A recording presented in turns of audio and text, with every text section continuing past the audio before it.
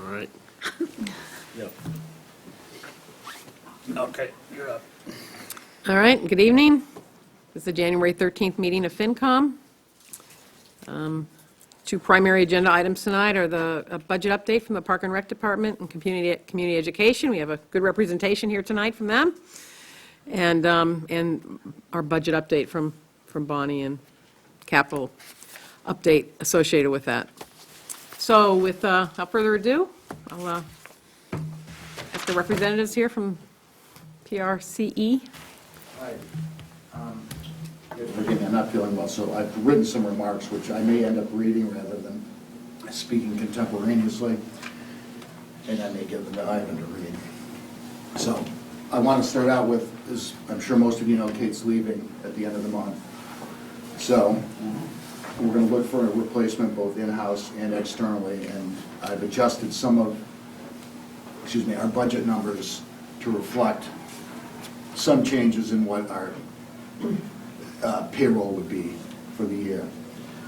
And I just wanted to start out with our mission statement, and this is the mission statement from 1990 that we updated to include adult community ed, but otherwise it's remained the same, that the department is a town-funded department that provides year-round high-quality indoor and outdoor recreation and enrichment activities for children and adults to increase the quality of life for residents. And as you guys know, it includes the day camps, sports camps, maintaining and managing the town sports programs, adult community ed, driver ed, maintaining the rec facilities, the parks in town, including Fay Park.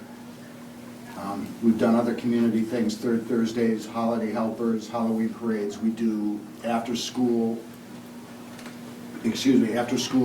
field trips on early release days to keep the kids out of the sub shop.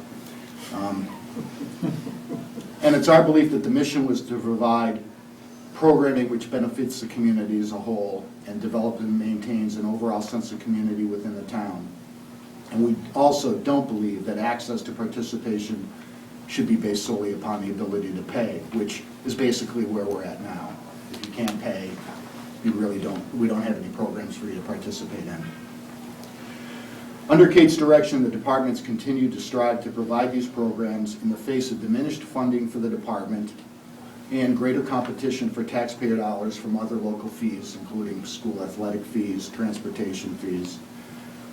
And we've continually monitored and reviewed program enrollment costs and fees. Now, the commission itself, we've got more than 40 years' experience on this commission. We've got 5 or more, I don't even know anymore, staff members. And for them, it's their profession. It's not a job. It's not something they just come to. They're all professionals at it. They don't do it just for a paycheck. And to be honest, at the last meeting, it was rather insulting that it was inferred that we weren't picking programs that were profitable or would bring people in, that we didn't know how to program the department. And so at this point, regardless of whether Kate's leaving or not, we're kind of at a crossroads. We've asked for additional funding this year to continue with the higher paying programs like the camps, as well as the programs which benefit the town as a whole. We've done movies at the beach, we've done parades for the kids, and all of those things. And we're looking at probably a savings of about $22,000 this year between Kate's leaving and having to bring somebody in at a lower step, as well as having an open position for a period of time. So we've got that. So right now we're looking for, and it's a little different from what we had, but we're requesting $186,500 as an appropriation for FY16, which is an increase of $84,000 over FY15. And that includes covering the step increases, which are coming this year as well. Last time we were in, you said, well, you didn't provide us with a level staffing budget. Well, that was what we had provided you with. The directive hadn't been a level appropriation budget. So what we did was we provided a budget with which we could maintain a level staff. So based on the current funding, which was about $100,000 last year, we'd need to eliminate 1.5 staff persons. And so it's going to eliminate significant programming no matter where we go, It's been commented that we always threaten to eliminate the programs that are most popular, like the holiday helpers and that, but those, to be honest, the reason we bring those up is those are the least funded. We have less fees for that. In fact, that one's straight overhead. Some of the field trips, again, lower fees for that, so that's what we'd eliminate. But we actually, at our last meeting, looked at what we would have to get rid of to cut, and it would begin with probably the broader-based community programs, and then possibly driver's ed, which we looked at, a profitable program. Eliminating adult community education, that's an option on the board. Closing some of the camps and closing the beach. Based on what we've got for costs and potential revenue, probably the greatest candidate for closing would be closing the beach. There's greater costs associated with that than there are revenues that we can bring in. So not providing lifeguards, not providing the maintenance at the beach. At the beach anymore. At least one of our big programs is going to have to be cut at our current level of funding. I mean, there's no two ways around it with losing 1.5 people. Conversely, the other option is to change the mission of the department and just have it become a section of the town that maintains fee-based programs for people that are willing to pay. And we don't do programming. We might keep adult community ed, but for the most part, it's for people that can pay, and you just change the job description and bring in an administrator to run certain programs. And then we could probably cut significant salary on that. We wouldn't need a big staff. We would just reduce it to the bare bones, and I don't know whether we'd be able to support the camps at that level because you need certain levels of expertise. So I think the final thing I wanted to bring up, and I've been bringing this up for the 10 years since I've been on the commission where we've been told that we're going to be cut back, is if in fact you want to change the mission of the department, and if you're going to do it through budgetary means, you got to come out and somebody's got to come say that. And we keep getting told you're going to have to cut back, you need to do this, you need to do that. That changes the mission, and we need that's not our prerogative, it's yours and the Board of Selectmen to say, you're right, what we want for recreation in this town is somebody just to keep the fields clean and make sure there's sports going on. And I think that's about it. One of the other things you guys had asked for was some of the numbers from the past. Increases to our budget strictly based on the Personnel Committee changing what we had for salary, for example, for the seasonal employees and that, and for moving the driver's ed people, thank you, are over $11,000 in 1 year. So in fact, we went in, I think we went in this year, Kate, did we not, to the Personnel Committee, and they again felt our seasonal employee rates, which are based on other competing towns, were too low, and they got raised again. They got raised for pay. The other thing is our total retirement contribution for the department, which is part of the additional $84,000 we're asking for, is $42,000 this year. So unlike every other department, we're having to make our retirement contribution, and that's a significant amount. In FY12 it was $24,000.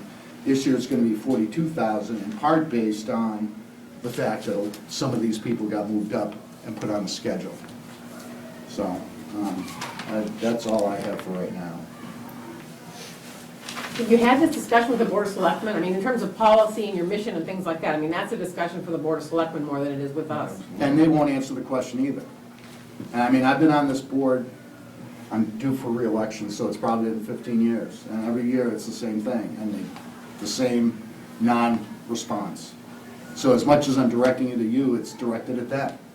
Just come out and say it, and I think it's, I don't know, I'm due for re-election. I think it's gutless that they don't. And there you have it, so. So just help me understand the last year's town appropriation, or town, appropriation was like, as I recall, was like 96,000? It's 102. 102, okay, 102. And what you're asking for here is the 86, which is a delta of 84.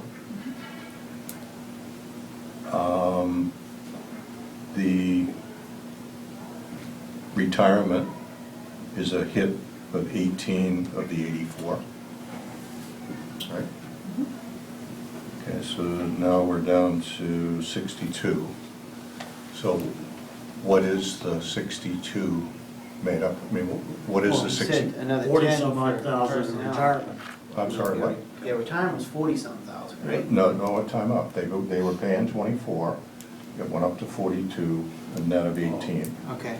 Well, didn't you So- say there was personnel changes too? Well, Well, that's what I'm there's asking. step increases and the full weight of some health insurance The too. personnel So, changes alluded to I thought it was like 10 grand or from something? the personnel committee is all having to deal with regulations from the feds.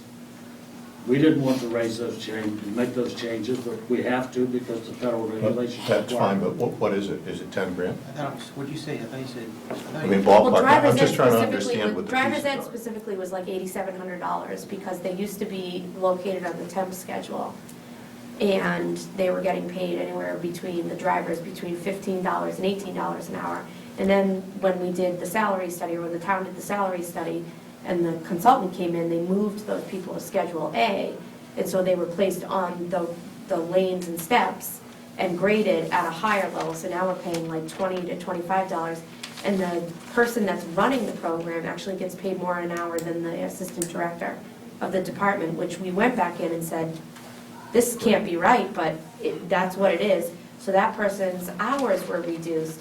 And then because they're on Schedule A, it tipped retirement contributions for all those persons. So that was an additional $7,000 right off the, right off But the is thing. that a difference in FY15, or is it a difference for the FY16 that they're asking for? I'm trying to It's understand what both, the because this is 84 is. this is the first year that we had the full weight of that, So in 15, correct? okay, so it's there now, Yeah, and, which we did come and have that conversation, right. both with the Board of Selectmen and with the Finance Committee Right. at this, basically around this time last year. Right, but,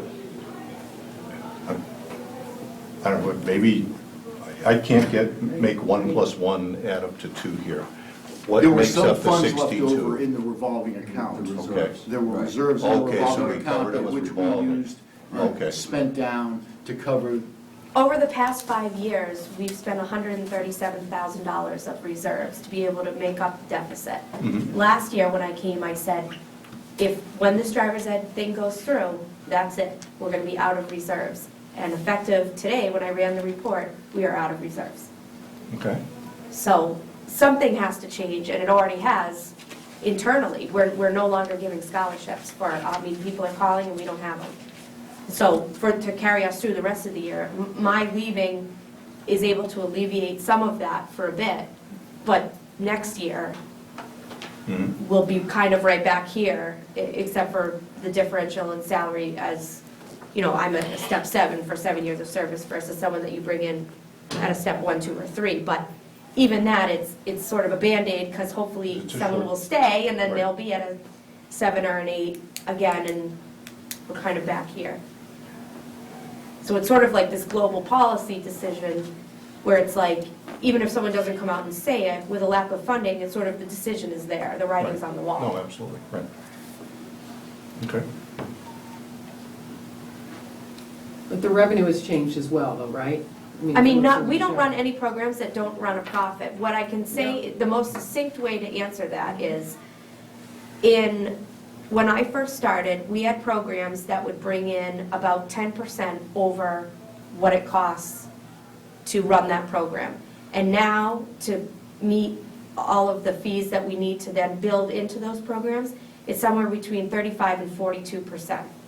That's almost unheard of in the field, is to have whatever your program is plus 40% added on to be able to make up all salaries, retirement, IT stuff, office supplies. There's, electricity at the beach, water at the beach. These all, yeah, it's $1,000 here, it's $1,000 there, but combined over 5 or 6 years and multiple accounts and multiple seasons, this is where we're at.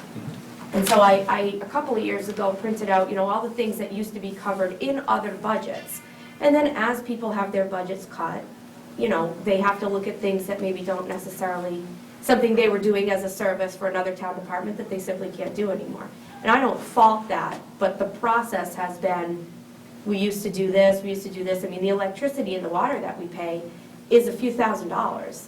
I'm not saying that Light and Water should pick that up, but where does it come from? Because we never had it appropriated to us, so we had to take that from another program. And so if you apply that across all of our kind of accounts, you can see sort of how we got to where we are. The participation is down though as well, right? Those were the numbers I remember from the Saturday meeting, and you attributed that to the fees being too high. Yeah, I mean, the participation in a lot of some of the things that were our big ticket items, our sports camps, summer sports camps, the beach. The beach is a tricky animal because we had to raise the beach fees to be able to cover all the costs associated with that. And people are allowed to park on the side streets, and so they do, and they walk in. And we don't charge them to walk in, we're not allowed to. And then last year, we used to tell people that they couldn't park in the boat launch, and they had to leave, and then some person called the DEP, and that's a state boat launch, and we came down and they gave us tickets. Me, personally, I got a ticket for telling people that they couldn't park there. So now, even if you're not launching a boat, you have to prove that you're not launching a boat, and you can park there. And so the line is just incredible. And you're basically parking in the line. You're using the amenities, you're using the water to hose down your boat, you're using the toilet facilities, your kids are in the picnic area, you want your water tested, but you're not paying for a sticker. Back, and I'm probably dating myself, but back when Lisa was here, I think it was $10 for a parking permit for the beach, and then we would have an increased fee for out-of-town people. And It was 50. there was a grant to clean the lake, right? Right. And at that point then, the state said you can't charge Non-residents. non-residents more than X% more than local residents. And so that was fine, we did that. Then when that expired, when we tried to bring the non-resident back up, for some reason, well, then they were used to the lower fees, they didn't want to pay that, we lost the non-residents, so then we had to increase the fee to residents. And eventually it got to the point where, as Kate said, rather than paying the $10 or $20 to park at the beach with a sticker, they'll just forego that altogether and just try and find a place and walk to the beach. So things like that. And in 2010, we had a very, very inflated non-resident membership because Nara Park was having some, and the good fortune to us is that they were contaminated, which was lovely. So we got all their people, but the problem is when we came back in, it was, what do you mean? You had 200 and something out of town persons, and it was like, yeah, but they didn't have an alternative. The next year they go and they're getting their beach sticker for $35. We're charging $195. That's a no-brainer. Now we're charging residents $55. They can go for $45 to Nara, and frankly, it's an on-par facility, you know? And so that's where we're at. People don't want to pay $55 to use their town beach and have found other ways that they can get what they want without having to pay it. And we're bound by that.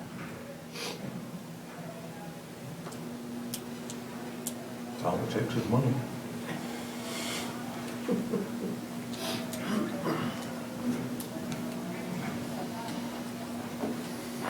I'll just reiterate, and the 102,000 was the amount that was kind of held back in 2013. And it was 40,000 or 41,000 in salaries, plus the associated benefits, which was about 18,000 in retirement costs, health insurance plans, FICA, Medicare, all of the other fringe benefit costs. So it equaled 102,000. Since then, as Kate said, a lot of the retirement costs have increased, or almost doubled, because of changes within the salary plan and the grid employees being required to be moved to different areas of the schedules. The general fund subsidy hasn't changed to absorb any of those. So it's been a drawdown of the reserves, and we've seen the reserves going down even more. You know what just occurred to me, and I don't mean to, but Fred and I had discussed earlier the change in even starting somebody at a 1, but it just occurred to me that I don't take benefits. So if someone is hired to replace my position and they want benefits, then it's not a $22,000 savings, because a family plan is about 12. So, 13 something. yeah. So just kidding about the 20. I mean, I didn't even think of it. Probably because feels it's worse than he just- did before he walked in here. but so, and eventually, again, like I said, it's sort of a Band-Aid, because you want, I would think you would want someone with some real longevity, so they stay and they get step increases. And one of the, I'm sorry, Alan, one of the other things, and this is something I've also brought up that I've beaten Bonnie and Steve to death on, is simply that by us having to contribute as much from fees as we do towards running the other programs, is that it's a tax on those people, and they're supporting the broader-based community things that we try to do for no fee. And, you know, I've had people call me on it, but I don't think it's at the top of their list, is, hey, why am I paying this much to play soccer when you're taking some of that fee and using it to run the movie at the beach or the third Thursday? Well, you're right, it's not, and I've discussed with these people before as well. It's, you know, if you're paying $400 or $500 or $600 per year in fees, plus whatever the school athletic fees are and the bus fees, those are all things that, you know, we used to be able to deduct on our taxes because they were part of the property tax, and now it's just, we're hitting people up with money that they can't recover at all. Well, yeah, I mean, if you take a community education class for $20, or it's $28 now, I mean, that's a huge difference. People say, oh, for $20 I can do it, but 28, now you're starting, well, maybe I can't, you know? And that's where we're at. The class maybe only costs $15 to run, you know, so that in, you know, 7 years ago, we would make $5, you know, to cover some admin of it and pay the instructor. And so that class is completely self-sustaining. But now you're gonna have to charge 28 and you get 0 people. So now what we're seeing is, you know, we've chased people away to other communities. Someone just came in to, you know, say, gee, the fees are really high, and, you know, they were looking in comparison to other areas, and it's true. Well, I agree with Fred. I don't think that we should be running a park and rec program that's just fee-based. That if you can afford to pay the fees, then your kids get to play in park and rec programs. If you can't, then go whistle. I think 4 or 5 years ago, when this committee made the decision to have you park and rec go enterprise fund and pay all of your own pay, all of your own fees or costs, I don't think it occurred to any of us that when we did that there was so much in fringe benefits that were being paid by the town that was now going to be picked up by Park and Rec. The retirement benefits, the insurances, pens, paper, all of that stuff goes to every department, but now that department doesn't get that. Any of you have to pay electricity, light and water. The assessing department doesn't pay for electricity, light and water. Nobody else does. We didn't consider that. At least I didn't, and I suspect most people didn't. And that's been a significant cost. Now, you take that base cost and the inflation that's happened in the last 4 or 5 years, and we know it because we see it in every department. Nobody is coming in here with a less budget this year than they had last year. But Park and Rec, if their budget goes up, they got to find the money someplace. They went from over $100,000 in reserves or more, trying to keep pace with the inflation and with not as much help as they could get from us as they needed. Now they've depleted their reserves. They're at a point where they're going to have to cut programs. I just don't see this happening.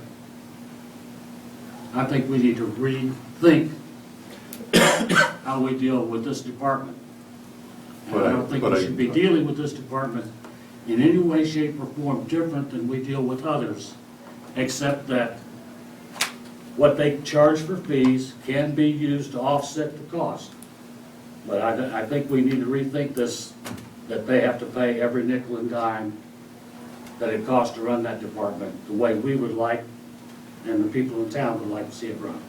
Right, but I do think that the first step, and I feel for you for dealing with the selectmen over the years. I really believe it's a face-to-face with the selectmen. Because the selectmen are elected to be the stewards for the voters that put them in. And this is a town, in effect, a town department.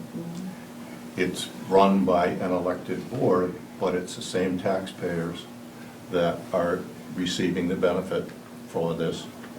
And if you feel that your mission is in conflict with the way the town is able to fund it, then either the mission has to change, or the selectmen really should take a position on this.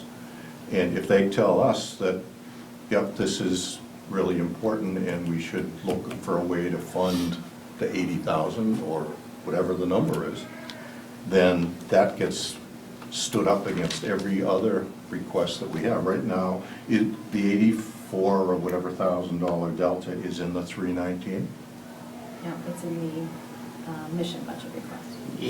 Okay, so at a minimum, we're 400,000 in the hole. If the selectmen come back and say, yep, we agree with the Park and Rec commissioners that this is what we want to do, then we're 400 in the hole. And it gets stacked up with everything else. Right.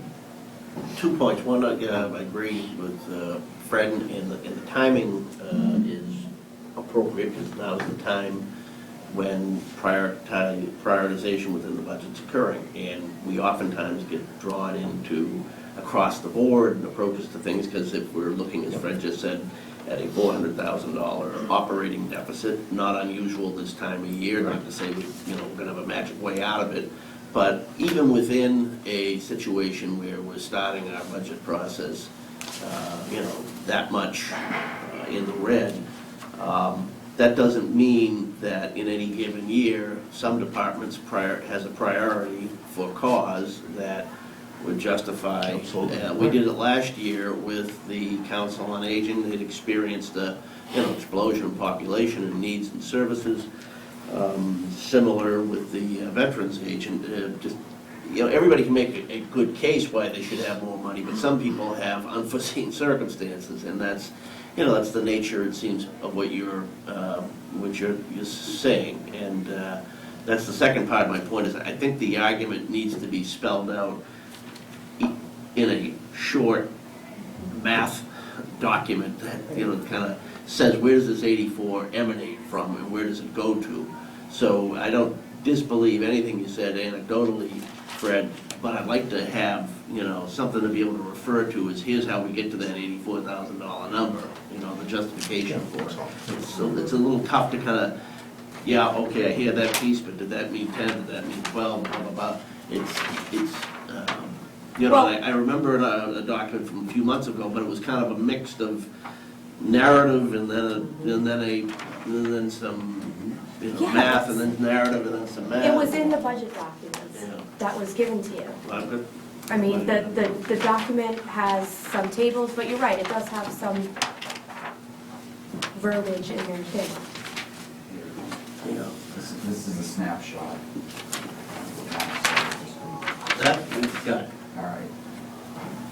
So you can see that, when the town provided that funding for those benefits, and now they don't.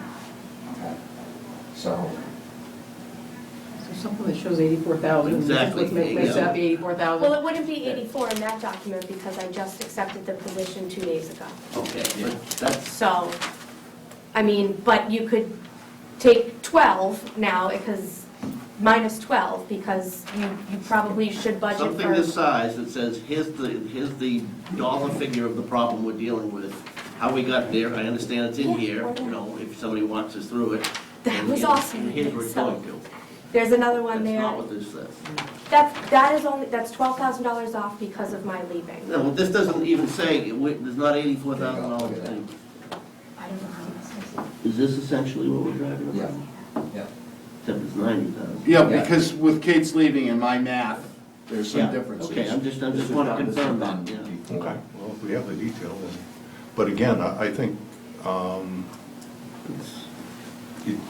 you really should go head-to-head with the selectmen. Well, we did go to the selectmen, and the only question they asked is, that they were never brought the policy decision, or was there a policy decision on the reduction in the town subsidy for Park and Rec? And I don't have the answer to that. The problem is, we're caught in the middle between Selectmen and FinCom. So what would be great is if the FinCom could support us in, taking a stance. Well, we generally like to hear what the selectmen's priorities are first, and then we advocate on that. But I mean, it's, just to repeat, in the last year, we had a similar situation. We were walking into town meeting with the prospective budget deficit. We have a structural deficit that we know about, across the town wide, but we were still able to identify a couple of areas of need and support that, and so had the selectmen.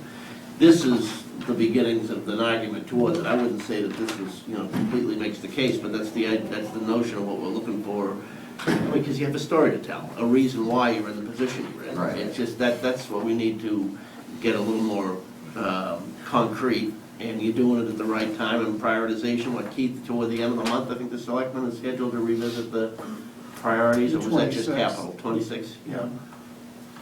A week from Monday. Week from Monday. I think as just for, and this is really, you can take this with a grain of salt, but I think it was difficult. We've had this conversation between various boards for many, many years. And so it's difficult for the department staff specifically to see other priorities, as you said, being brought forward, and those are just as important, if not, but this department's important too. And so I think that sometimes because we can collect fees, there's a thought that we should just collect more. And as a staff person, I feel like sometimes we're penalized because we have the ability to collect fees, and so it's thought of as not that much more of a priority than, say, increasing the hours of the outreach coordinator or something like that, which is also super important, and I get that. So it's very difficult. We went to the Board of Selectmen and said this, a year ago and then 2 years ago, and it was, well, there wasn't a policy decision, and then sort of nothing really happened.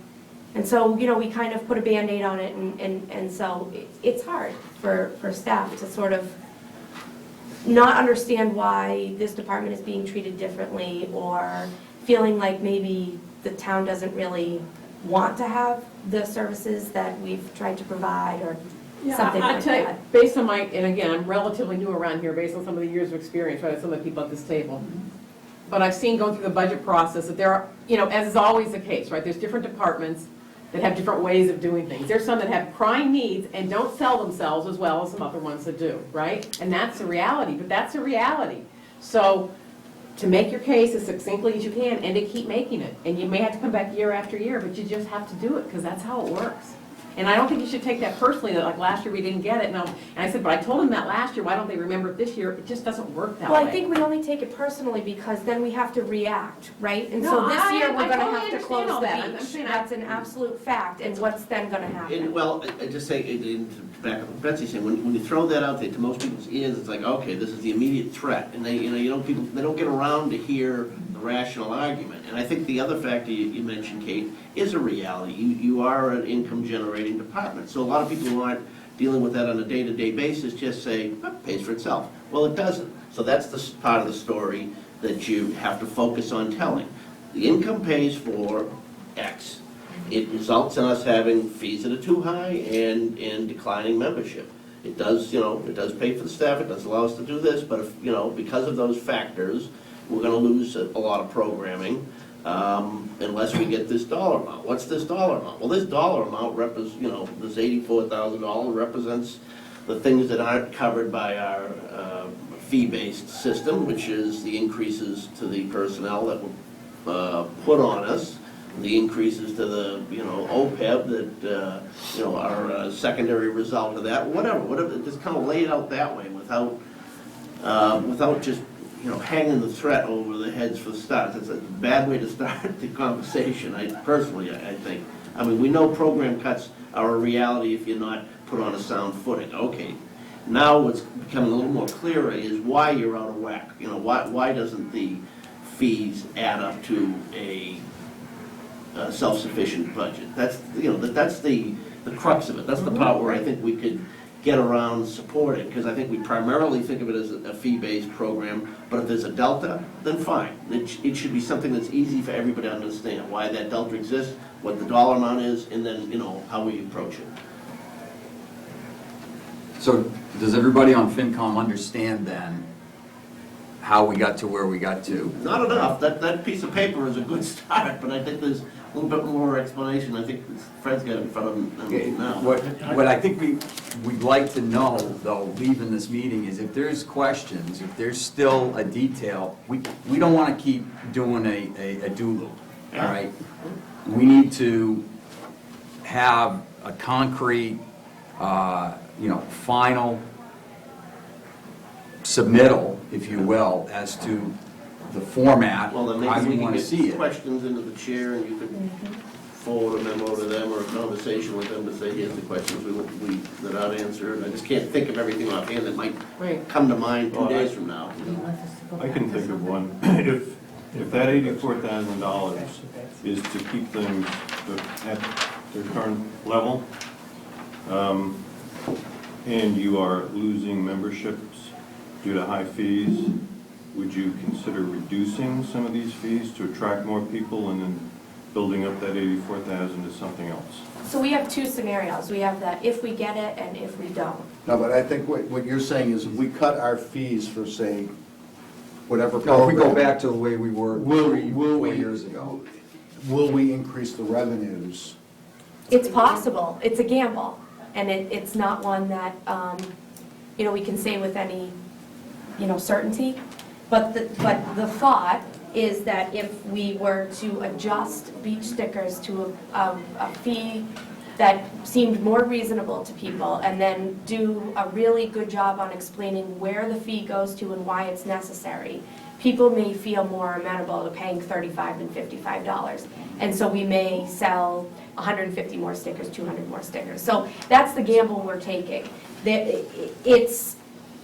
It's not an exact science, but it has worked in other communities. We've seen it work with some special events that we've done. People don't mind paying $5, they won't pay $15. So, there are some areas where we were on the lower end, summer camp being one of them. We raised summer camp $8 a week. Seems like a small amount, that's a manageable amount for people. That was able to cover the increases that we're gonna have because minimum wage went up. It's not gonna cover the 3.5% or 3.25% increases for 5 staff members. But it will cover the cost and then some of running that program. If we don't get it, what we had to look at was very realistically, what doesn't bring in money? What are the programs that, and you could nickel and dime and say, we're gonna take this, we're gonna take this, but those are, $1,000 here, $500 here. The beach, I hate to keep harping on it, but it was in the hole $30,000. That's a huge chunk. And it also takes almost an entire staff person's time, at least for 14 weeks out of the year. So the thought is that, maybe things shift around and you lose an entire person. If you lose an entire person in the office, then you're losing the work of an entire person, which would be, half the special events and some of the outreach that we do, and certainly the beach and maybe some of the camps. And then that, plus their retirement contribution and their, that's a very real non-threat. I mean, that's how we can get to that number. But I think, Steve, also, if you, past data is important. And if we go back and look at when the fees were lower, what were we getting for revenue? But the thing is, going back that many years, we also didn't have to pay the benefit costs that we have to today. So using the enterprise fund to help subsidize that was going to happen because of all those extra costs that we had to incur. So even if we went back to, and we used those numbers, and maybe we increased it by 5% or 10%, it's not enough because of the magnitude of those other costs that we have to incur. And when the fees were cheaper, we were getting a bigger budget at the time, too. We increased the fees because our budget kept going down. When I started here, there was a budget for lifeguards of $26,000, which is great because we spent about 37. So we were able to recoup the difference in that from beach stickers. But then the next year, that went to 0. So I mean, it's just, Yeah, I'm just thinking that but- if you make a presentation to the selectmen, you don't want to set yourself up to continue on a failed mission. All right. So,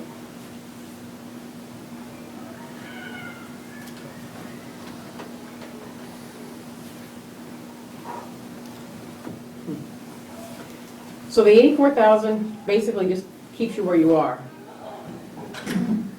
there's some reduction, but nothing hugely drastic. But to Steve's point, it's no reduction in fees for anything or anything like that. Oh, yes, there's a reduction in the beach fees to try to see if we can get some people back.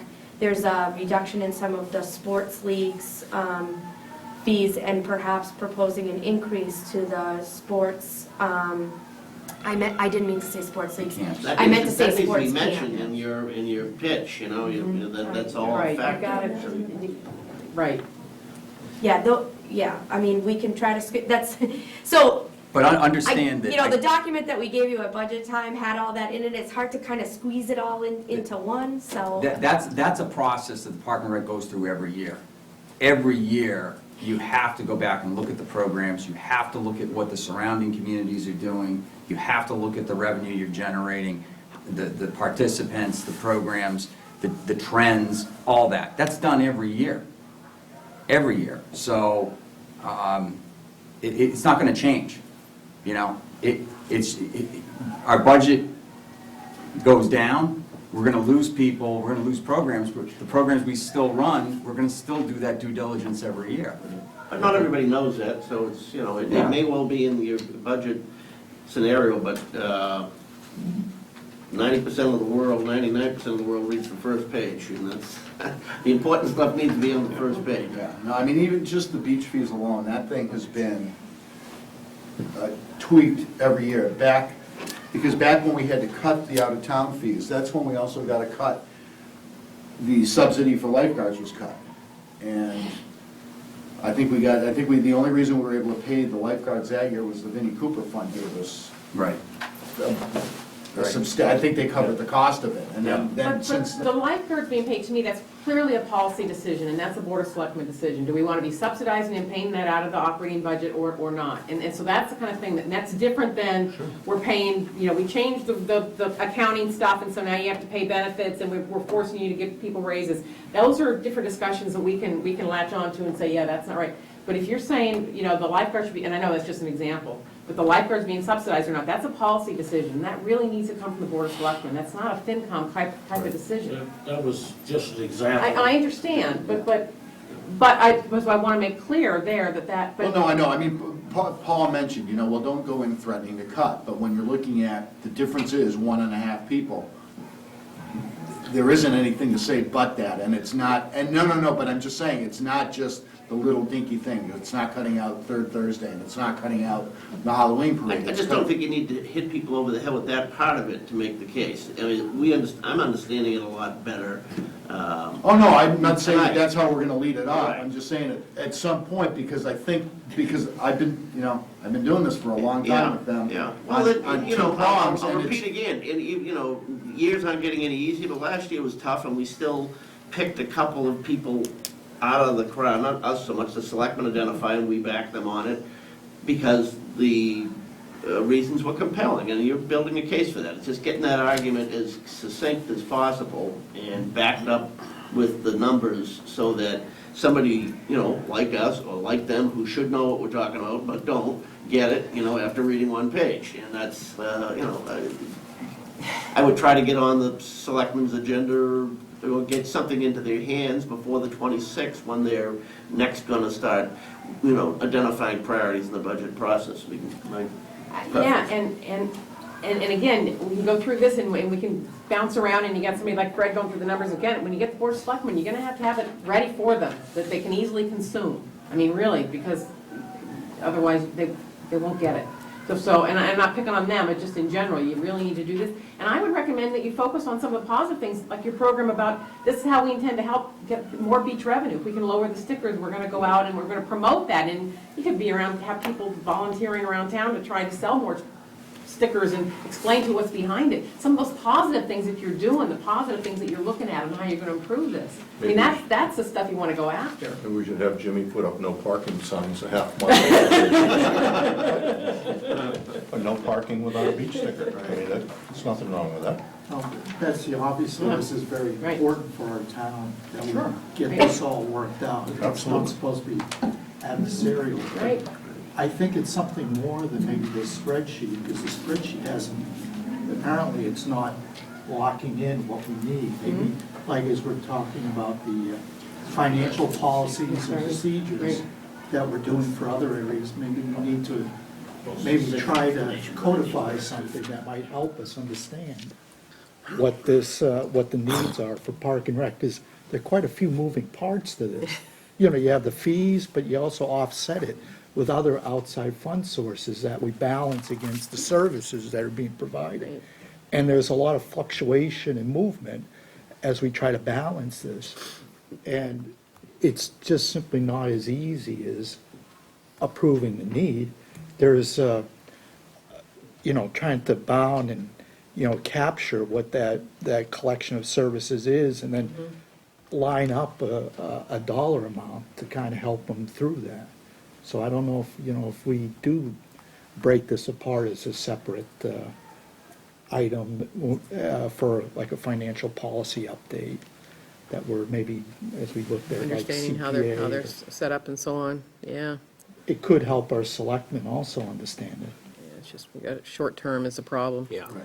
The other thing that, I mean, just to be honest too, is like, last year and so on, we found some extra money, and this year we're already well behind the 8 ball, and the schools are coming down and saying they need more too. So, it's too bad you hit the end of your extra funds this year, because that's going to also make it more challenging. I mean, that's just the reality where we are right now.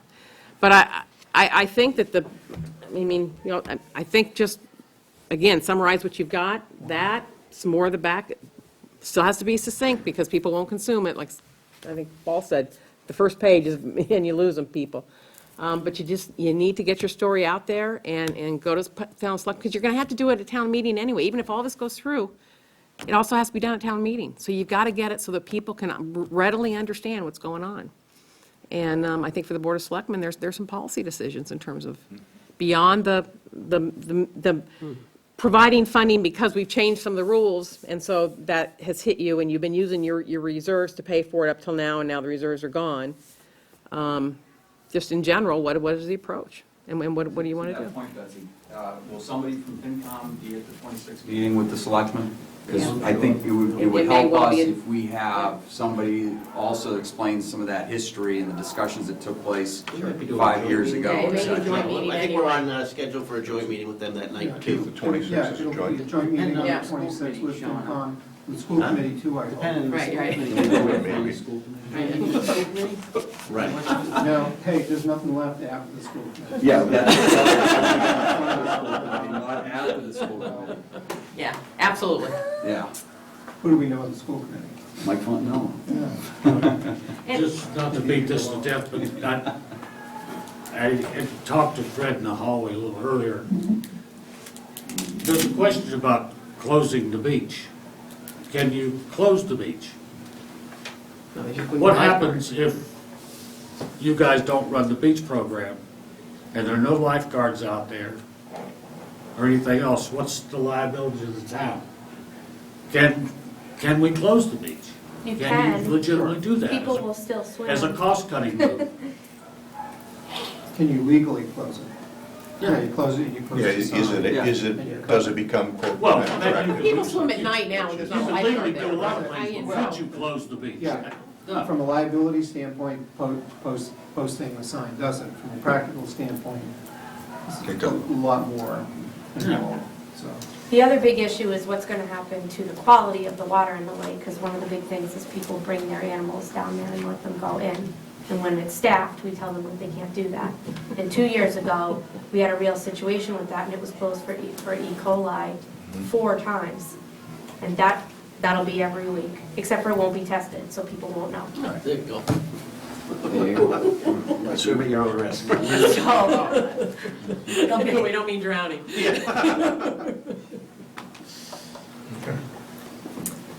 All right, Okay. hone your pitch, and we'll see you on the 26th at the selectmen Yeah, meeting. How's that? if you can get us the spreadsheet or the PowerPoint or whatever you're gonna come into the selectmen with prior to that, that would be helpful. And if we have questions or comments or suggestions, we'd be happy to do that, absolutely. And we don't have meetings before that, but you know the people here, so just, Yeah. if you want to say, what do you think about this? Come hit us. I won't be here, so be nice to Good luck in Concord, bud. Thanks. Yeah, it's exciting. But I'm looking forward to a positive outcome. I'll be checking. Okay. Thank you. Yeah, I'll be there. I was gonna also say, don't be afraid to Yeah. use, you've got some very strong people here who can help you.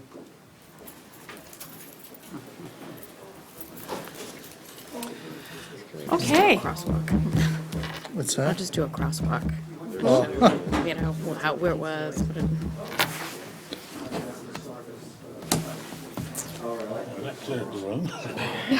Well, Why not? All right.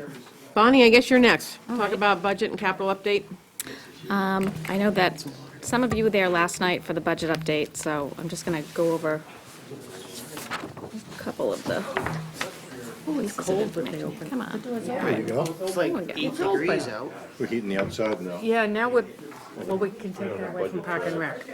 Take it off Park and Rec. They left it, Somebody opened the door and left it. Left it open? yeah, Park and Rec. So they need to That's why the pay utility bills. pay Take the back oil bill. everything I said good about them. So I want to see all your people there on the 26th. We'll match the school committee's attendance, how's that? That's what I'm afraid of. Very good, thank you. Okay. Oh, is there a basketball game that night? I don't know. That will make a big difference on the school committee. Yeah, that's true. Oh, yeah, whether we go or not. 'Cause when I used to take their minutes, if there was basketball, we had to come to the school committee meetings. Ready? Go. Sorry, I didn't know you were waiting for No, me. no, no, Yeah, that's all right. please, go ahead. So just to kind of go through some of the changes in the level staffing budget summary, which again may change more depending on what we do with Park and Rec. Right now, we're looking at a projected deficit of $319,000. This has the school appropriation in at a $550,000 increase, which is not what they're asking for. So if I put the school appropriation in at what they're requesting, the deficit is $899,000. So the deficit is somewhere between, 319 and 900,000, dependent on the funding of the school budget. The paper said tonight that Chapter 90 is going to get an appreciable increase. Chapter 90 got an increase, which is roadway money. I mean, not, that this, it is road. It is roadway money, yeah. Not 70. And Chapter That's not 90 went 70. up, 195,000 versus our 391 that we normally Got get. my So that was a 70s big and 90s increase. mixed up. But it's not going to help the school budget. That 550 was a plug that you had put in, is that correct? That's correct. Yeah. And it was based mostly on a discussion that we had last fiscal year when we talked about the use of reserves and what a potential budget increase might look like.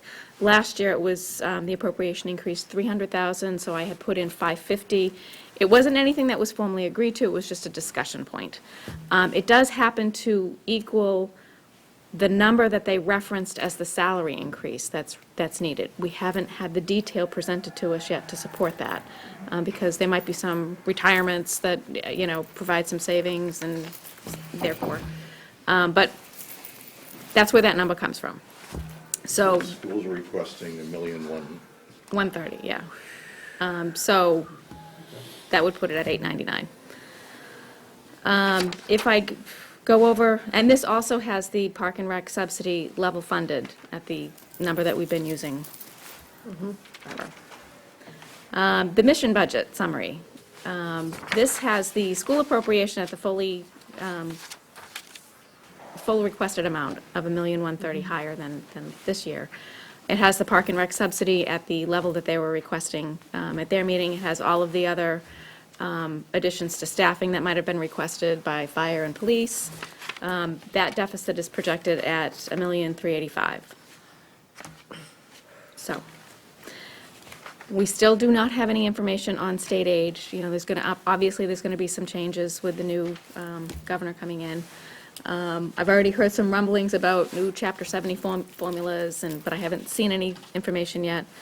I don't know whether that would help or not help in Littleton's case. But in any case, I have state aid level funded. I have a very modest increase in local receipts because we really pushed them by about 9% this year. And I don't want to push it too far beyond that until I get a good feel for whether we're able to meet that target. If we look at the debt service line, the 471, the reduction in debt service in effect flows into the operating budget. No. That debt service has actually gone and become available for capital. And I know it looks funny on this because you don't see an increase in available for capital, but the capital for fiscal 2015 increased by the snow and ice money. So this is like an actual for 15, not a budgeted for 15.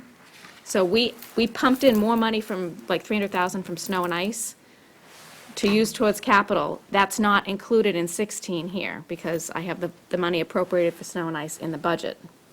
Right. So it creates this false level funding in the scenarios. But that $471,000 reduction is part of this $1.9 million that's available for capital.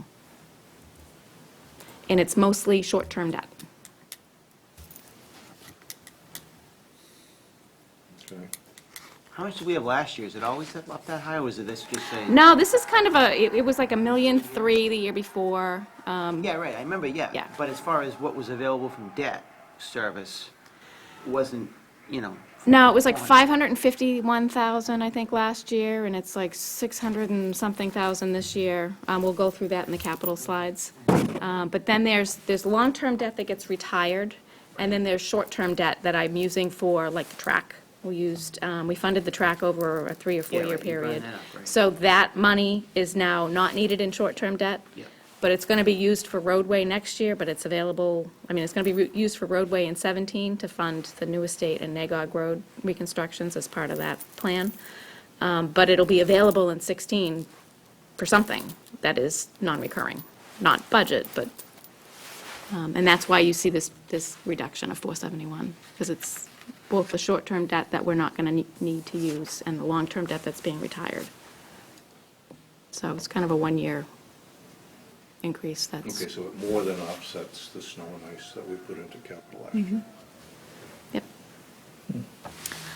So that's where we are right now for the 2016 budget. We haven't received any data yet from the school department on what I know that they're tweaking their numbers, they're going through the accounts. I went to their budget committee meeting this morning, which was mostly them asking me questions about what they, How much can they have? yeah, well, what they're looking for, what we're looking for from them. But they did indicate that that this Thursday they were going to prioritize the capital list and that they're going to be coming up with hard numbers on the staffing and then hard numbers on the sped, which I think is most of it. Right. And that should be within this week so that we'll have it at the meeting, before the The meeting on the 26th. But And you the would grants was the expect other it piece. to be an increase of $1 million. They didn't mention that this morning, I didn't. Pardon? But you would expect it to be an increase of $1 million, Well, the schools. Well, I mean, they're requesting the million one, so. I think I they've don't know. included a couple extra people and some other things, and I think they've kind of, I mean, they're hearing the message that Right. it's a tight budget year, and so I would hope that number's going to go down, but They we'll weren't- see. They weren't being militant this Right, morning, right. being more reasonable. Right. Yeah. But the other thing they're making the case is that, it's much like, other departments like Park and Rec. It's like, there's parts of our existence that you guys don't understand. I encourage them, I said, if you want to make a presentation on something that you don't think we're getting, by all means, come in. So they're gonna. I think Kelly will be approaching you, or Mike Okay. will, about coming in and doing Good. something on SPED, because the reality on SPED is, I guess, so they say is they're doing a better job of keeping them in-house, but the individual case costs are just going through the roof. So, whatever. They've changed the way that they do the case assessment. So it used to be like a 5-year rolling average of the cost, and now they're saying, no, it has to be an actual Yeah. year-to-year cost. And it's an increase because they had some high years, so. Some things I like Well, SPED's got to to be a big point out. business, because the biggest school around is in Lincoln. Right. Yeah. I mean, my goodness. We also have kids that go and stay Two things I'd like to overnight point out, places. I'd love to see is some FTEs, so how many full-time equivalents they have, how many teachers they have, how many teaching assistants. So when you see the changes in their budget from one year to the next, just looking at a number of changes, it goes from 150,000 to 380,000. Well, you adding 2 or 3 positions there? I mean, what's going on? I think that's probably the most crucial thing, is to see some full-time equivalents in the schools and to know where their bodies are. And then the second thing is, as far as special education tuitions, is what's their enrollment? How many kids did they have last year and how many kids they have this year? So that you see the ins and the outs, so that you can appreciate that it went up 400,000 because we've got 5 new kids that are, costing us whatever.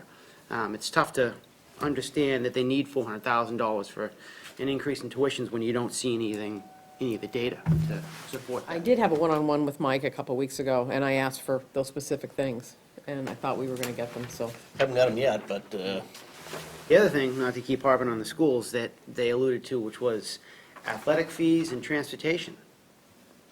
They're collecting all these fees, well, where's that in their budget, right? There's hundreds of Involving thousands of dollars they're collecting that they've got basically on the side, that they do what they please with. And every school system I'm used to working for, it's all built in the budget, because every year they're collecting that money, which is just all these fees are, as they were alluding to, is just another form of taxation. I mean, the parents in town are paying this money, well, where's it being spent? It's not in the budget, it's not an offset, so be nice to know where that money is and what it's being spent on. So, That's a good point. yeah, how much do they collect in athletic fees? How much do they collect in bus fees? And where is that in relation to the budget? Yep. The other thing, and the big thing, is retirement savings. Okay, every year teachers are retiring. They're retiring at 80,000. Were they hiring a new teacher at 80,000? No, they hire them at 50. So for every new position that's coming in, they're saving $30,000. So for an example, in Wayland, they report retirement savings, $278,000 they saved. Again, that comes off. Yeah, and then that was another item I specifically brought up with Mike, and he said, right now, we don't have a lot of those, but I said, okay, fine, but lay it out so everybody knows, right? So, yeah, they're You're still right. maintaining, we're down 20 positions from where we were 5 years ago. Right, they're down 4, right, well, where is No, there any? 20 is what they said. There's no FTEs anywhere. Where is that? And then that brings up, well, let's look at, rather than budget to sorry, what budget, about- let's look at okay, how many actuals to positions? budget. Like 20, 14 at one point, and then 5 others are different. I have a problem with that. Yeah, No, fine. What I wonder is, how much, do we really have to, when we want information, have to ask them for it, or don't we have it ourselves? This is where it gets into I can certainly go through and dump reports and start running reports on FTEs. The way that our software runs, I can do a snapshot of FTEs, like December of last year and December of this year, and I can tell you the difference, and we do it. But in the past, when I've presented data that comes out of our office, it's not met very well. very Right. positively. Better So- than having nothing, though. But, so I can do that. I mean, if that's the preference, it's just, I'm trying to, We're trying to not be confrontational with it, right? But we still, we should put this list of asks, it's great to hear that you're working on blah, blah, blah, and, we'll have that in hand by the 26th. Just a reminder, we'd like to have the following, included in that. Probably ought to come under the chair's signature. But, it's a polite memo. I mean, you've had a good dialogue with Mike, I had a good meeting today. There isn't a lot of rancor there, but it won't really matter unless we start getting the data. I mean, you're asking the right questions, Chris. Yes, I mean, yeah. I want to support the school system and the school department, but I mean, when they're asking for $1.1 million and you don't even know where all this activity is and Yeah, what's. and that's, these things are, I mean, we're not talking about like the forensic audit that's going on in Chelmsford. This is just the common stuff that everybody shares. Right, yeah. I mean, like you said, like I pointed out before, I mean, Wayland School Department, every year they present a budget booklet, they call it. It's 70-something pages, and it goes everything from enrollment to student-to-teacher ratios, to all their new initiatives, to all their FTEs and spending. Do you happen to have a digital copy of that, maybe in your computer or anything? That you could Yeah, share? yes, I have that. Actually, I've been bringing it, but I forgot to bring it Yeah. tonight, but yeah. I think you can emailed send some it. out, didn't Yeah, I've been you? sending that out, of my book, but, and it also gives them an opportunity to. Well, I just didn't get it, but present for a everything that's couple of going weeks there, on. my, It's, my email was full, it was blissful around the holidays. Everybody's emails were bouncing back to them, and I wasn't getting them, so I don't know if you Yeah. sent it out then. But- I'll send it back out. And it just, like I said, it just gets into the details of everything that's going on in the school department, so that not only us folks that handle all the numbers understand what's going on, but the parents in town can see, Everybody. what the Well- student-to-teacher ratios are and where the money's being spent, and I mean, everything. It's great. I think it might be helpful to point out that, we're doing it too. We're not asking them to do anything that the town side isn't doing. When Yes. you get your budget books, every individual salary is listed with any stipend that they might get, where they're going in their salary range, every line item budget, grants, gifts, revolving funds that are used. Right. It's all, we're not asking for anything Right. beyond. Anything that someone else isn't submitting, right? Yep.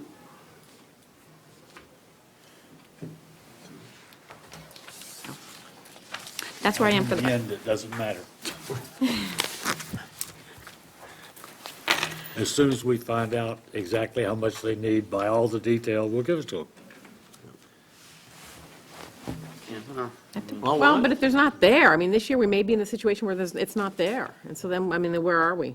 We cutting, or are we asking the town for more money? well, that's, I mean, that's going to be a policy directive. And that's a whole nother, then you're into a whole nother level of, I mean, if we have more data on circuit breakers, school choice, and these activities and student fees and whatever, maybe they have more room to use up those available fees and money they're collecting, as opposed to asking us for $1.1 million, and we find they only need $800,000. So we just saved $300,000. I mean, I think there's a lot of flexibility in the available funding offsets they have. Circuit breaker, I mean, how much they got to spend this year? Bonnie already pointed that out. They got to increase what they budgeted for to be able to be in compliance with what the state requires. They have to spend like the $700,000, I Yeah. think it is. Right. Have to. 700,000, and they budgeted, what, 500,000, or what'd they budget? 550,000, or? Actually, I'm sorry, for fiscal 15, they have to spend $826,000, and they budgeted $750. So we know that they're going to spend $826, because they have to. Have to, right. But what's budgeted was $750. And then there's school choices. So that's old money they have to spend, and then they're getting new money.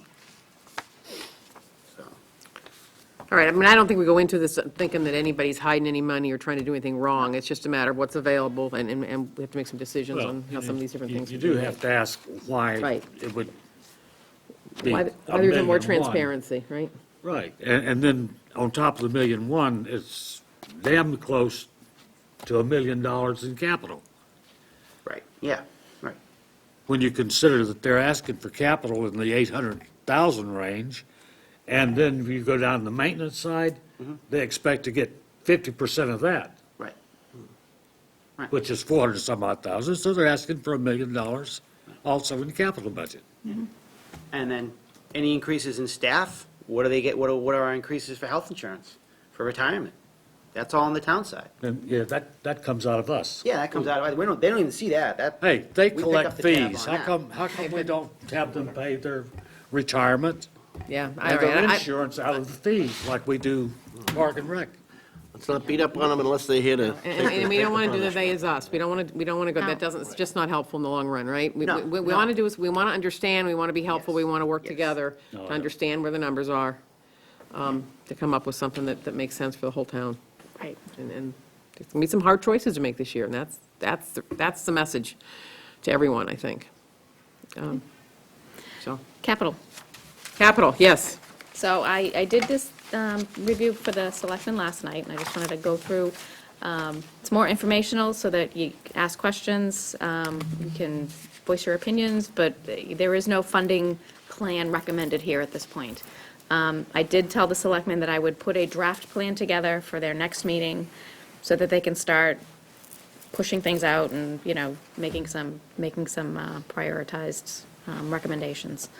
But right now, this is Probably just. the next meeting is probably this joint meeting, the Right. 26th. Correct. So this is just to show you what the requests are, and how they sit. So we have $1.9 million, just over $1.9 million in available funds for capital, and we have $2.8 million in requested items as of today. So there's a variance of $947,000. So this does not include any CPA funds that might be available for any projects that might be eligible. It's just regular operating. I would just like to say that even though there's not enough money to fulfill all the requests, 1.9 million available for great- capital is an incredible number. Yes, considering where we were, you know, in 2007, I mean, this is amazing. It's inside the levy, it's, Not lose sight of what's Right. going on here. this is a great accomplishment. Maybe we ought to be salting some of that away. So, That's why we created that account. That's right. so where is this $1.9 million coming from? We have 870,000 that we'll be using from undesignated fund balance in accordance with our financial policies. We also have just over $1 million in accumulated debt service reductions, both long and short term. So that's where the $1.9 million is made up from. Again, no CPA funding. This money, per our policies, cannot be used for regular recurring operating costs. It can only be used for one-time capital. Just to give you a little history. But just to and- be clear, the debt service reductions, these are things that are being paid off. So we just don't have, this isn't the lower interest rates because of this stuff. This is, we're paying stuff off and we Paying haven't stuff off. done new things. Okay, just want to be clear. Yep.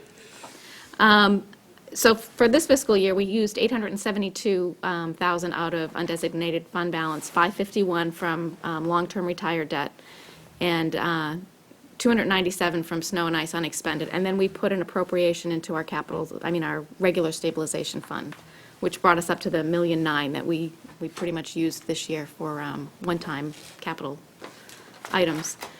For fiscal 2016, we're estimating the same 870,000 available from undesignated. I've identified 682,000 in long-term debt service retirements. Short-term debt, there's a one-year blip of that 350,000. That is coming directly from the fact that we paid off the track last year, or this year, and we paid off the small amount of Russell Street school debt inside the levy this year, and the Foster Street sewer project this year. So that 350, I had originally thought I would need to spend that on the roadway plan in 16, but because of the delays with New Estate and NAGOG with the takings that needed to be done, we haven't done the project yet. I have not placed the borrowing for it, so I don't need to fund that debt service. So that is available kind of as a one-year thing. I didn't want, we can't let it go to the operating budget. If we don't do anything with it, it will go to free cash. It doesn't mean you have to spend it, it's just an available source. Could we put it into a stabilization fund, capital Absolutely. stabilization? Yep. It's just an available One fund. time, never happen again, maybe that's a perfect thing to start. That's a perfect number to use. To start putting in. I mean, I don't know what we would have to cut to do that, but, it's a bluebird, so maybe that would be a perfect thing to put into a reserve. Yeah, I mean, it's a good thing. It's too bad that the project hasn't started, but, it is what it is. Okay. So I can actually do that in the funding recommendation if that's what the board would like to see.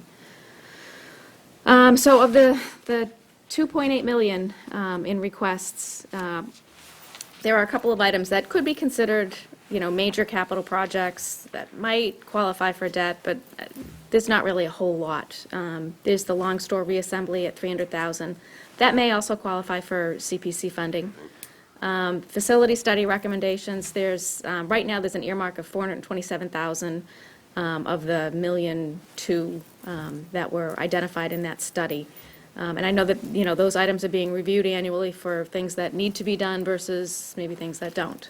And I know you're going to convene that group again. So to- we're in about the same situation we were last year, where the recommendation was over $1 million, and we did about 400, right? Correct. And again, we've got $1.3 million, and we're doing 400. So there's a balloon building out there that one of these days will pop. Right. It's a wave that's being, Okay. you are correct. So Bonnie, the 550,000 or so for the fuel facility is, That is in fiscal 15. It's in this fiscal So it's year. It's already already been funded. appropriated and secured, so it's not in this at all, got it. okay? I think it was 248 we funded. And 300 at from the light. Town meeting. Yep. And light and water, or excuse me, the light department, not light and water. The light department has committed 300,000 Yep. for. Correct. And thank you for that. So capital requests, the timeline. The Board of Selectmen and the Finance Committee are going to need to decide what items should be included. Some of these may not have any merit to be included in the plan. We need to identify which priority items could then be funded by CPA funds. There are a couple in here, just at first glance, that appear to be. All items included should be prioritized by the end of January, really, in order to start drafting financing plans for, actual implementation. The financing plan needs to be completed prior to the March 2015 close of the warrant, and then we have the spending plan recommended to the annual town meeting. What is the likelihood that we'll be hearing from the Fields group again for the May town meeting? I've heard Haven't heard nothing. anything. Haven't heard a Have you thing on that, anything? no, no. I just didn't know whether that, might throw a monkey wrench again. Yeah, I mean, should we keep that on the radar screen somewhere? I mean, it went as far as a town meeting, this fall, so it may not appear, but we should not lose sight of it. I can certainly, identify it as an item in the plan. You mean Is it something the that's turf? like, whether that's gonna come back or not, if it is. I think they intend to Not come be back. turf, but there may be other things that they're proposed to make those fields better, A, Well, I mean, Plan B too, whatever, right, but if- right. if you- just so we were aware of what's happening with them, Yeah. that's all. Okay. I mean, we can just monitor the Lowell Sun and keep up to date on where the whole turf war and everything's going. So the items that are included in the plan, again, they're one-time, non-operating type expenses, equipments, vehicles, maintenance, repairs to either facilities, so major building maintenance, major infrastructure, new buildings planned, and other non-operating one-time expenditures. Last year, those included like the transitional training services for the assessor's office, the master planning account, you don't want to build those into the operating budget, but they need to be funded. They're not really capital. So summary by department. There, just as a blue sky, are there things in this year's budget that could be classified as one-time expenses? In the budget, The operating budget, or the capital budget? No, the operating, I'm just thinking. I mean, Yeah, we're I just can't- doing this. Is I mean- there any stuff that we could say that's really just a one-time thing? We- Because most of the budgets are kind of level. It's Yeah, just we the go school through- would be the one place, like, what's this $1 million, right? other than, looking at that, when I get those budgets in, I go through Everything, sheet. right? And, I mean, Right, I'll there's pull really things just not out and go, much, I you need know. to There do a really wasn't capital there much request for there this, here. or, Right, okay. and things like, like the master planning, that's not really an operating budget request, but it's Right. not really a capital request, but we're putting it here because I said it needs to go here. And it's a one-time. It's Should be out its of own the- article. Yeah, I agree with that, yeah. Yeah, so I mean, we've really scrubbed through, and I can't think of anything Okay. that's, Okay. Shouldn't be anything in the operating. No, account. they No, it really, shouldn't. One-time expense. Anyone's going to admit to that would be just giving up money. Oh, yeah, you can take that. 50 grand this year, but I don't need it next year. Here you go, you can have it. I don't need it. So this is the summary by department. You can see that facility is the major draw for this at $783,000. You know, the school has probably, well, no, fire has the next request. There's a big truck coming up. Yeah, Well, one item's like half that But there's much. 350,000 in the facilities. That really is sort of unique. It's not taking care of the buildings, it's reconstructing or reconstituting the An old- long store. Right. And then taking care of the old cemetery, 50,000 So that's out of the facility one? Yeah, in the facility. Yeah, number, so those that- two items, there's $4,000 there, so. yeah. But that might qualify for the CPC funding, both of those, so. Whatever, but I mean, yeah. if you know, just looking at the Right. summary, it looks like we're spending $750,000 on facilities. We're really spending less than half of Oh, it yeah. on facilities. And Absolutely. if that's what we need to do, that's what we need to do, but. But the other thing is, there's nothing in here about the new fire department. There's no That's- studies, there's no plans, there's no nothing. No Not- putting money no. away, nothing. Well, there's no request. Right, I I know. mean, the fire station plan, the way that it stands right now, based on the last board's vote, was it is in the 2017 capital. It's sitting there, Build it? 600,000 for design. For design And then the in following 2017. year, Okay. it's- So the plan is still there, it It's just still there. hasn't It's hit just, yet. it hasn't hit, yeah, You know, there's So a- that may be an argument for the 350 to go into the reserve. right, Less than what to they- mitigate that. So the police department, there's 171,000 in requests. 102,000 is to replace 2 marked vehicles, and I've listed the years and the mileage for each. The proposal is to replace them with 2015 Ford Interceptor type four-wheel drive vehicles $2,000 for a Yeah. police car? with equipment. I assume it's fully loaded with everything it needs, right? Yeah, Oh, it's sure, all sure. the It's amazing. accessory equipment too. And there's 43,000 to replace an admin vehicle, which is a almost 10-year-old Toyota 4Runner. All of the equipment would be auctioned off, and the funding would be put into a revolving account, so that next year, when we're looking for money to fund the capital plan, we can look to see if there's anything there.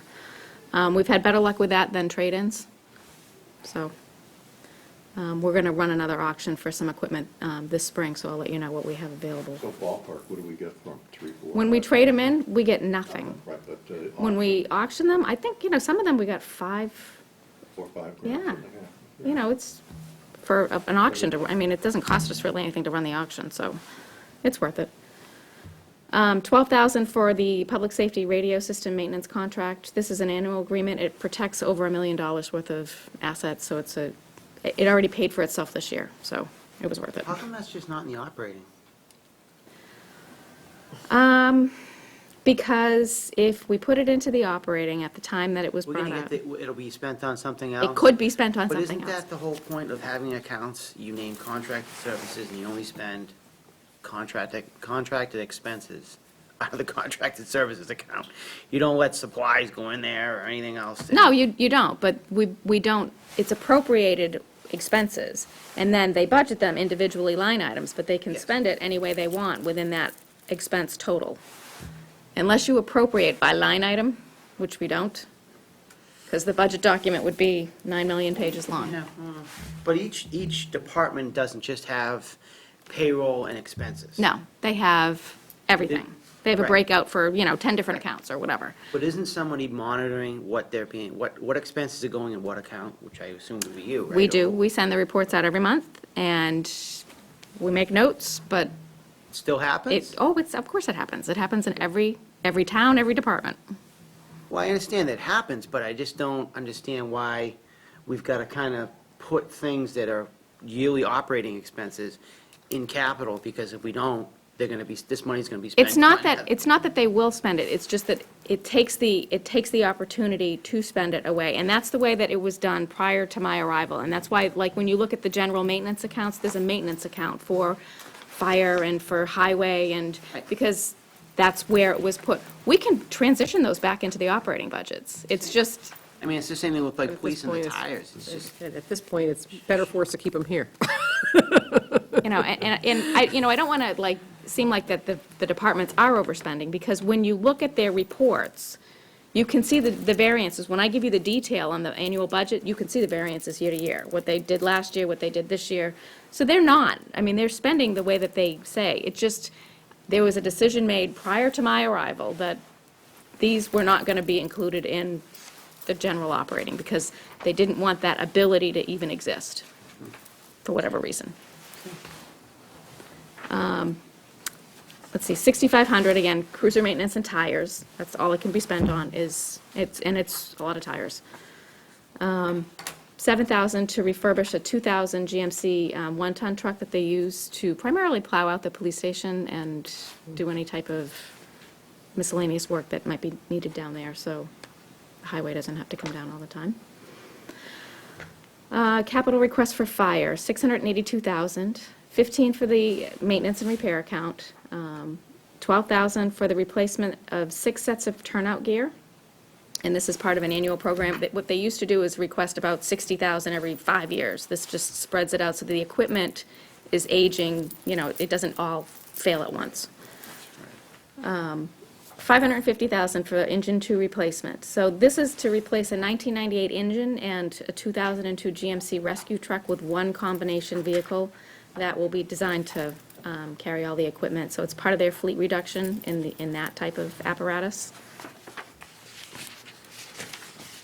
34,000 to replace engine 3, which is a brush truck with a 6-wheel ATV type vehicle with a trailer. Engine 3 would be auctioned as part of this. 12,000 for a brush skid unit to be used with one of the pickup vehicles that they have. It holds, 125 gallons of water and the brush line. And in coordination with that, they're requesting a 44,000 for a deputy chief's command vehicle. Again, a Ford Interceptor type. The truck that the deputy is using now would be used for the brush skid unit referenced above. So it's actually a fleet addition for this type of vehicle. And 15,000 to replace 3 thermal imaging cameras, which are working. They're just not updated, so if they fail, they can't repair them. They'll need to be replaced.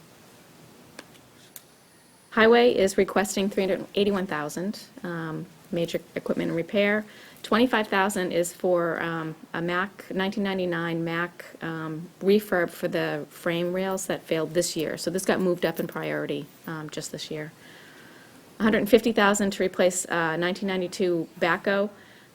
It's actually replacing, they're going to replace one that's a little newer at the highway barn, and then they're going to take that one and move it to the transfer station, and then this is the 1992 at the transfer station. So they're kind of shifting the equipment around to be more useful. 66,000 for a mini excavator, which will replace a 1989 John Deere grader. 18,000 for a forklift, which would be a used forklift. It's in addition to the fleet, but it's a used piece of equipment. A He does batwing get every mower. mile out of these trucks, doesn't he, out of this I mean, when you equipment in look the at the highway years. department? Yeah. 62,000 for a 1997 replacement for a mower. 9,000 for flatbed for one of the hook trucks. 17,000 for a mini sidewalk paver, which is, again, a new piece of equipment. It would allow the town to better repair sidewalks and maintain them. And 18,000 for a used road paver, which would allow some, not just the patchwork, but a little bit more expanded repairs as needed. So Bonnie, are these have been prioritized by these different departments? Yes. Okay. So if you had to go through and, well, Yes, you're going to you have could to go put a through the line, line, yeah, you know. you could put a Okay, line. they've already, except for the school department, they're not prioritized. Yes, that's where I'm going next.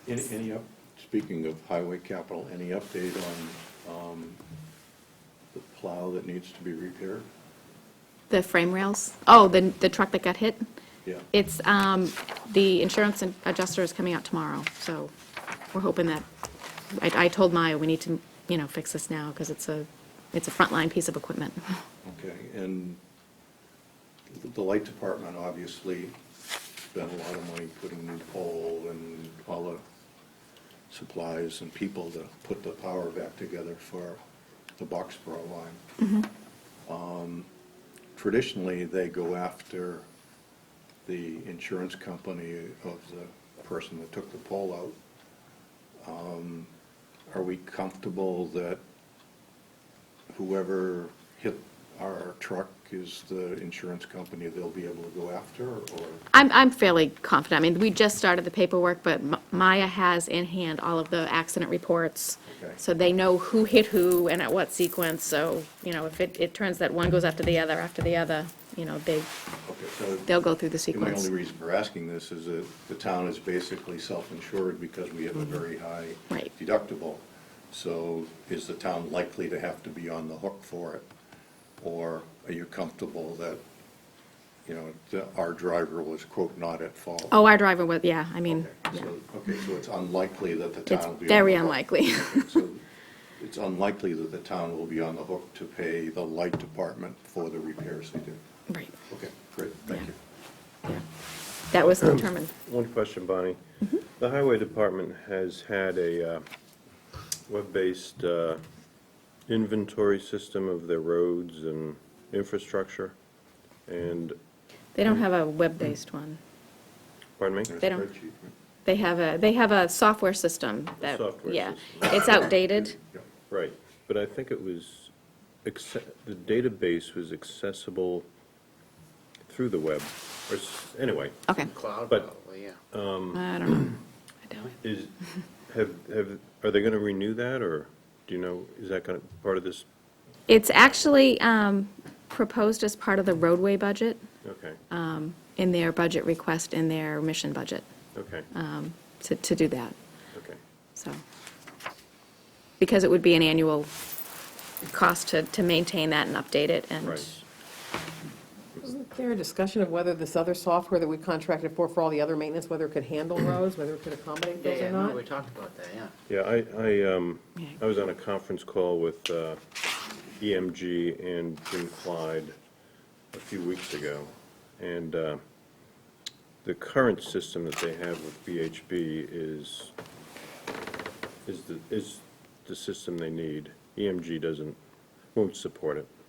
They don't do infrastructure, really, they do, you know, buildings. building Yeah. assets. Just won't be- Yeah. We needed to ask the question, that's all. Yeah, yeah. So in the school request, there's $613,000 being requested, $40,000 for Russell Street playground equipment, $30,000 for the high school locker replacements, $40,000 for the high school library video broadcast. These the room. lockers that the kids trashed in the gym? Okay. They're in the high school boys' locker room, is that where they We hear were? about it at PMBC all the time. All the time. Oh, yeah, All the very time. negatively. Yes. Okay, Yeah. all right, So they probably are. okay. 25,000 for fencing around the high school fields and dumpsters. 20,000 for handicapped accessible doors being addressed at the high school and Shaker Lane buildings. 25,000 for a card access system at Shaker Lane, and 50,000 for the same system at the high school. This one's a little different. I need to get some details on this, but it's 35,000 for a teacher laptop lease agreement. It's the second payment of a 3-year agreement. But we didn't appropriate anything like this last year, so they, no, it says that there's a second, it's very clear in the request that it's a second year, so it looks like the first year's payment might have been paid out of their operating. So I just note that Yeah, it's. that's what was happening, was the first one. 45,000 for Chromebook computers and equipment, 10,000 for MacBook Airs, replacements and additions, 10,000 for high school technology, replacement of technology equipment, 25,000 for system-wide technology equipment, which would include like cameras, TVs, broken projectors, 75,000 for parking lot lights to replace them through the system with LED lights, and the estimated return on investment was 28 months. 14,000 for replacement of the circulating pumps at the high school HVAC system, estimated return on investment 23 months. 6,000 for the freezers, replacement of the evaporation motors and controllers, return on investment 28 months. 45,000 to retrofit the high school classroom for life skills. 15,000 to replace some carpet at Shaker Lane. 20,000 for custodial equipment, particularly floor care equipment in the maintenance lift. 27,000 for auto scrubbers at the high school and middle school. $24,000 for cafeteria equipment, 20 chairs and table sets at Russell Street. $20,000 to paint and make repairs at Russell Street, particularly the classroom doors and kick plates, Building's just done. and the gym walls. And then $12,500 to replace the basketball backboards at Russell Street. And again, these are not in priority order. But Bonnie, I'm $20,000 to paint the repaint classroom. But Russell Street was just, how long has it been? It's only been a couple of years since. Yeah, It was all it looks like redone it's the doors and the kick plates, which probably are, heavily used. I mean, I don't have much detail other than But what it I've. says classroom and gym walls. Yeah. I just don't Did they, understand it so soon. Did they fix the gym floor since, wasn't there like an outside group that came in and trashed the floor and they wanted a $9,000 reserve fund transfer to Yeah. cover the cost of that? The floor. Wasn't the floor, right? There's a Yeah. floor. Yeah, the floor in the gym. Right. No, it was in the No, it was in cafeteria. the Oh, the cafeteria. Middle school cafeteria. It was when the COA had their wellness event. Park and Rec is requesting 2 items. Can we Yeah. stay with school? Yeah. We're going to have our PMBC meeting tomorrow, and Jeff gave me some add-ons to the spreadsheet I had put together, and he had $50,400 in for the high school paint interior walls, Okay. so I don't see that on here. Nope. So I'll take this list and Okay. look Yeah, at this it. is the list that was submitted to the Finance Committee and the Board of Selectmen at the all-day budget hearing, Super Saturday. Just as we run into this every once in a while, and I absolutely applaud people looking at an ROI. When, it was back when, I think Diane was here, they did the energy, shut out the lights, Yep. change this, change that, and, they were saving $100,000+ a year, which then morphed into, their operating budget, which is fine. But here, they're asking for $95,000 worth of money that could be spent for other capital projects. And as the money gets saved, it will be within their budget because they won't be spending it. So that's freeing up over the next 2 years, $95,000 worth of spendable money Right. within the school budget, which is okay, but I think we should just be aware that, that. Well, by the if it's town- saving on electricity, the town bills them for electricity, right? But, so the Right. electricity bills go down and they just spend it elsewhere, right? Oh, yeah, so, just keep it in the back of your mind that they, over the next 2 years, there'll be $95,000 that, and they can spend it on good things, I'm sure, but it's something to keep in the. It's the same thing I pointed out with retirement savings. Teacher leaves at 80 and new one comes in at 50. There's $30,000 per teacher that leaves that they're getting every year, and where does that go? Right in the operating account. You never see that, yeah. So I think these are great things to point out. All the ins and the outs that are going on in the school department that, if no one points it out, it just, not to continue bashing on the school department, but again, just another example of savings that they realized that is never accounted for properly, and they just bank the money and on they go, so. And they're looking for $1.1 million, so. Okay.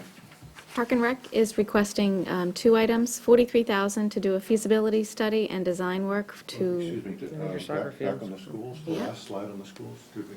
Yep. At Russell Street, Yeah. we're replacing 20 tables and chair sets. Wasn't that all new 4 years ago? I would assume I that. bet they did an extensive renovation, but I don't know if that was included. So we'd have to ask. Yeah.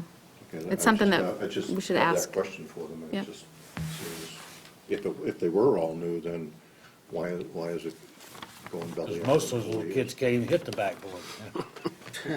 Okay. All righty. Park and Rec. Park and Rec is requesting 2 items, $43,000 to do a feasibility study and some design work for the soccer field development This is the land swap deal, I think, the 2.5 acre parcel that Park and Rec gained behind the existing track. And they want to do the feasibility survey and design work to transform that into soccer field. 10,500 for facilities and ground maintenance. Last year, this was at, or this fiscal year, this was at 15,000. So I think they had some additional, repairs that they needed to do, but they've been able to identify that it would be about 10,500 for the next fiscal year.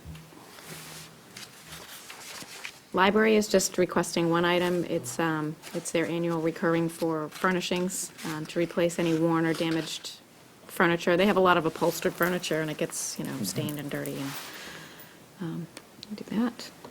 Cemetery is requesting almost 61,000. Craig would like to replace a mower that he purchased in 2013 with a more efficient, more effective model. He would trade the 2013 mower in on this, and that's why the cost is so minimal. But he really feels that this one would do a better job with the type of work that he needs to do around the stones and everything. He feels the one he has is dangerous. Yeah. On the hills. Yeah. Right. We reviewed this with him Yeah. when we sat down with him. at He did budget quite a time. bit of work on it. Yeah. I was proud of him. 25,000 for the HVAC system at the cemetery building. This was, further identified, I think, through the roof project as, something that, It's the old rooftop unit up yeah. there. Yeah. So it does need to be, addressed. 31,000 for backhoe repairs to refurbish the 1995 John Deere backhoe. He's taking Jimmy's lesson and refurbing, 20-year-old pieces of equipment, so that'll be good. And in the facility-related items, 783,000 in requests, but as you had pointed out earlier, there's 300,000, that's the Long Store reassembly, 50,000 in historic cemetery restoration, 427,000 has been earmarked for the PMBC facility study. This was the number that was mentioned at the Super Saturday day after discussion with the school committee item. So I don't have a breakout of these items yet, but I do. I knew you were working on them. Well, I'll send them to you tomorrow. Okay, that'd be great. And then 6,000 for the fire station, the modular building lease, which needs to be done annually until it's done over. And other non-operating requests, we just have one item this year, which is for master planning services, 100,000 to add to the 113 that sits there today. And the thought was that this was going to top out around 250? Somewhere in that neighborhood. I think, Paul, is what we're Yeah, saying? that's the last Okay. moving target number we had. So, other pressures, just items that we need to keep our eyes on. The items identified in the facility study are not fully funded. They may be okay, but if there are failures or catastrophic events, then we're going to need to address them. Future building projects that are not on our horizon really firmly yet. The library, there's been discussion about senior centers or recreation buildings in the past. So those things do not really sit firmly in our plan at this point. The fire station is in the plan, funding for May of 2016's town meeting for design. So it's just not in this material. And again, just cautioning, if something happens, we're going to have to deal with it if we're not being proactive. So, I think we're making progress in doing that. Very good. That's what I have. So you can go through and take your stab at, well, you gotta get the priorities from the school, but the other ones, okay, we're gonna draw the line here, here, here to come with this number. But at what point do we say, that's not the number, we really wanna put so much money away for next year or for another time? Well, the draft budget, or the draft capital funding scenario that I can present on the 26th can do that. It's a perfectly reasonable approach to it. It's a one-time You think we should take the increase in the 350 capital. and recommend that go to the capital stabilization fund? I think we should at least discuss it. I'm in support of that. I am too. It's a good idea. What did we do last year? 190 or something? What did we do last year? No, not much at all. Oh, God, no, we only put What did we do one year? We cut off First year- the list of, with the capital, Paul actually. Right, we had like 189,000, I think. Yeah, that's what I'm Yeah. thinking about, 189,000, The first year. Well, We just we cut didn't That was put it another on one of the those- Last year. Times we had that as a one-time funding. I mean, this is 350,000 that we're not gonna have next year. But we know we get the capital projects coming down the pipe, so that's why we created that fund. I think it fits within the financial policies very, very well. I think it, And good what that will planning. do is that'll cut to 1.6 or so on that list. Of what level of pain that would create, but I would think that it would be worth at least, discussing it. If we agree that it's a good thing to do, vote on it as our recommendation and take that forward to the selectmen, see if, where their heads are. But I would think that it's a fiscally prudent thing to do. That's why we put that in there. And it's not like we would be leaving ourselves significantly underfunded to do other capital work. There's plenty there. 1.6, still a lot. and we don't know what snow and ice money might be available, to supplement the capital in the fall. We can identify some priorities for that. And that might, I think, would be something that I would want to change about the process done last year versus this year. Present the plan for the Maytown meeting, and then have the list of items that, in a priority order, that could be funded in the fall if there's snow and ice money. That would be the That way, appropriated there's thing to no- do, yeah. If we get 100 in snow and ice, it's this. If we get 200 in snow and ice, it's that. Right. Whatever, or even some of the snow and ice could go Right, into right. reserve. But I think having that list now, rather than, The numbers have just got too big over the years to allow it just to be kind of random. It helps to head off those pop-up projects too. right. Yeah, Right. that's right. As soon as, out there are people who figured out occasionally there's gonna be a couple $100,000 available late summer, early Yeah. fall. Right. Regular town meeting in fall. All right, so do we want to vote on this, and that we make a recommendation on this at this point, or not? Or we just tell you, and then we go to the next step? Well, I Voted. I personally would like, if everybody's discussed what they feel they want to on it, I'd like to see us take a vote on it. And it's recommendation.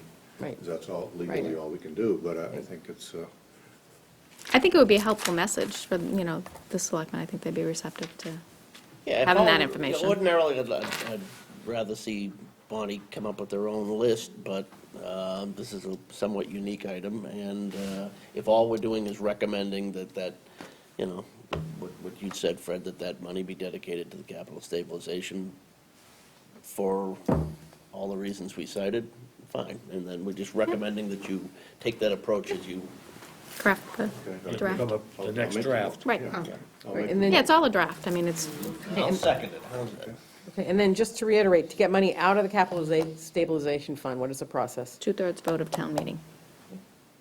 so again, we would support, the selectmen would want to do something, or somebody else would want to do something, we would support it or not, and town meeting would vote. And Okay. it's a simple majority? No, two-thirds. 2/3. Two-thirds, okay, a 2/3 majority to come out. Okay, so 2/3 what's your in and move- 2/3 out. What's your motion then, Fred? Okay, so I would move that the $350,000 of short-term debt savings be allocated to capital stabilization fund. That we recommend that it be Yeah, allocated. that we recommend that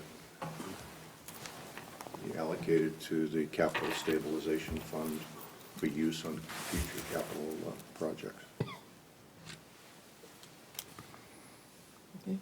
Was there a second? Second. Second the motion. Oh, yeah. Hello? Any discussion? Further I discussion? Just want to get myself on track. So what did we cut off last year? I thought it was last year that we cut off. No, it was the year before. Was it the year before? Yeah. Yep, Okay. it was the year before. Last year, we put like 15,000 in, I think. Yeah, that was- you know. All right, so Small last amount. week. It We was should have some, done better on but that. it was minimal. It was the 1% or whatever it was that I, That's why had to what- put in. What the bare minimum was, we hadn't put it in yet. Well, this will help make up for that. Right. Yep, Any other discussion? All right, all those in favor? Aye. Aye. Any opposed? Okay, thank you. And that's all I have. no, we don't have any transfer fund request? There aren't any, none of There them ever was came one through? being discussed for the recreation, not recreation, conservation. Right. And that was withdrawn. They need to do a little bit more work, there's some additional information that needs to be done, but they might be able to support it out of their own account. Okay. All right, minutes. You've seen the minutes from, Marilyn did get the minutes out from 11:15 from our old Super Saturday meeting. Right. Those are the ones that tracked very nicely with this budget. And, Yep. We do. Move It's amazing. approval. You went back in there on a couple things and said, yep, it was all there. I thought I would never get it There was a lot there. Even the school, a lot of what they said was in that. But anyway, okay. So, motion for the 11:15 minutes? So moved. All those in favor? Aye. Okay, and then the meetings from 12:16, or the minutes from 12:16? So moved. Second. All those in favor? Aye. Opposed? All right. Good night, everybody. Thank you very much. Thanks for staying late. Adjourn. Motion to adjourn? Oh, yeah, motion to adjourn, second. I'll second. Aye, okay, thank you.